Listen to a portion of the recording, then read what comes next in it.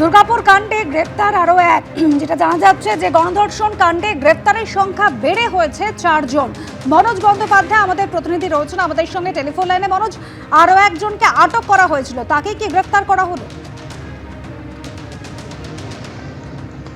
একদমই তাই। দেখো, আসানসোল দুর্গাপুর কমিশনারেটের পুলিশ আধিকারিক ডিসি অভিষেক গুপ্তা, তার সাথে আমাদের কথা হলো। এই যে জায়গা, এই জঙ্গল দিয়ে সে পালিয়ে গেছিল এবং আমরা দেখেছিলাম কালকে যে দীর্ঘক্ষণ ধরে পুলিশ তাকে সার্চিং করে। এই জায়গায় ড্রোন উড়িয়ে তল্লাশি করা হয় এবং তারপর পরবর্তী ক্ষেত্রে তাকে ধরা হয়, ধরে থানায় নিয়ে আসা হয়।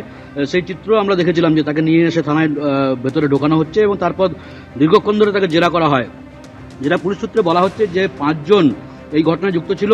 3 জনকে পুলিশ আগেই গ্রেপ্তার করেছে। চতুর্থ ব্যক্তি শেখ নাসিরউদ্দিন, সেও এই যে ক্যাম্পাস আইকিউ মেডিকেল কলেজ তার পাশেই যে বিজরা গ্রাম, সেই বিজরা গ্রামের বাসিন্দা, তাকে গ্রেপ্তার করা হয়েছে। আজকে তাকে দুর্গাপুর মহকুমা আদালতে তোলা হবে। তাকেও পুলিশ নিজেদের হেফাজতে নেওয়ার আবেদন জানাবে, এমনটাই পুলিশ সূত্রে বলা হচ্ছে।